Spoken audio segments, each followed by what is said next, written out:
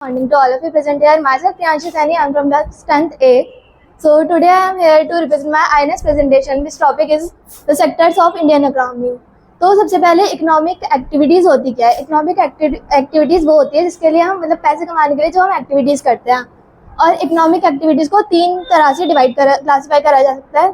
सबसे पहले on the basis of nature of the activity, second on the basis of employment condition, on the basis of ownership.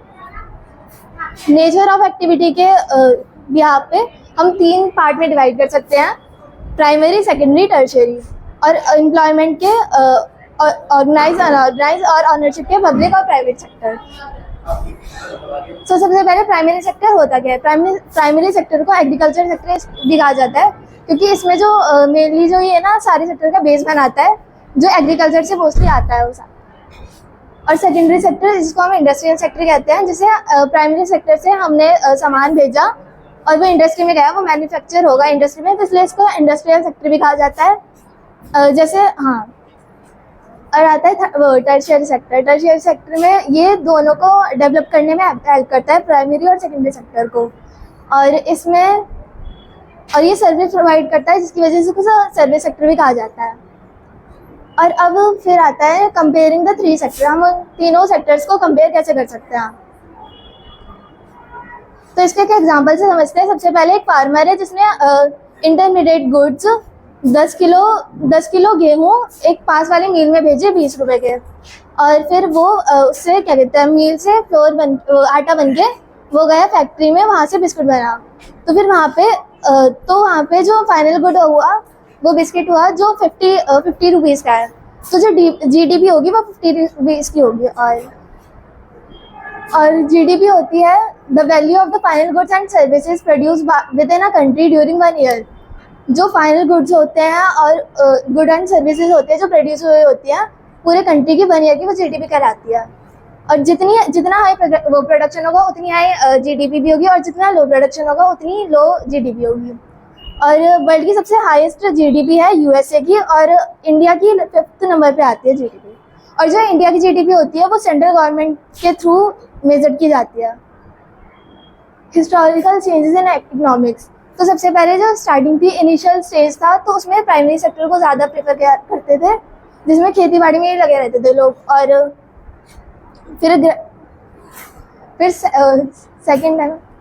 फिर दूसरा graduate stage में secondary sector पे मतलब लोग सारे डिपेंड हो गए. फिर अब के टाइम में टर्शियरी सेक्टर पे डिपेंड है.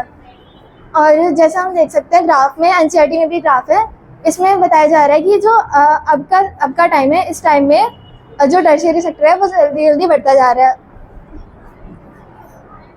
तो ये जो टर्शियरी सेक्टर है वो इतनी जल्दी राइज कैसे हो रहा है?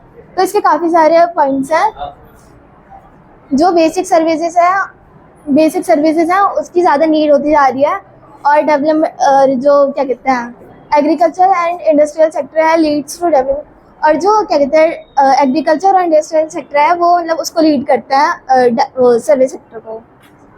और वेयर आर पीपल, जो सबसे ज़्यादा पीपल एम्प्लॉयड है वो प्राइमरी सेक्टर में है. जैसे कि एक खेत में 7 लोग काम कर रहे हैं, और इसमें से 4 की ज़रूरत नहीं है, जितनी ज़रूरत है 3 लोगों की है. प्रोडक्शन भी इतना हो रहा है, पर जो मतलब फालतू के लोग हैं वो अंडर एम्प्लॉयमेंट के काउंट करे जाएंगे.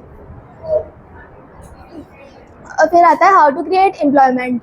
Government can provide loan to small farmers, और government can construct new dams and canals. और जो गवर्नमेंट है वो ट्रांसपोर्टेशन को ज़्यादा मतलब वो पब्लिक ट्रांसपोर्टेशन को ज़्यादा बढ़ावा दे सकती है ना, जिससे एम्प्लॉयमेंट क्रिएट हो सकती है.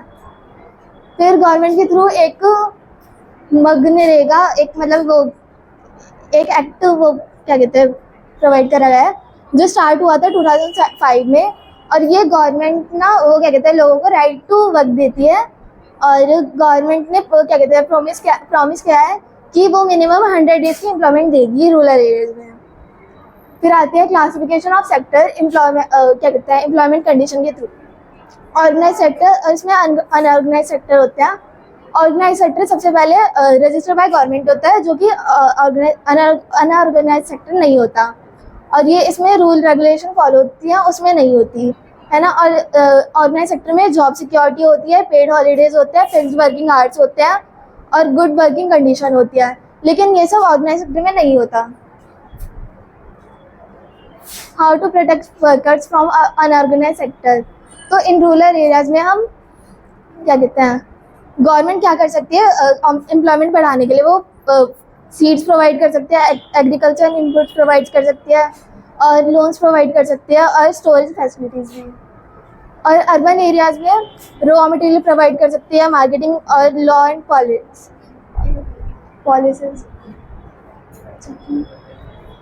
और classification of ownership by classification of economic activities by ownership. तो इससे प्राइवेट सेक्टर और पब्लिक सेक्टर में दो मतलब डिवाइड करा जाता है। और जो प्राइवेट सेक्टर है वो इंडिविजुअल करा जाता है या ग्रुप में, और पब्लिक सेक्टर है वो ऑन बाय गवर्नमेंट होता है। और how do government provides us all the services. Government जो होती है वो हमसे टैक्स लेती है, जिसके थ्रू वो हमें सर्विसेज प्रोवाइड करती है। तो thank you, this is all of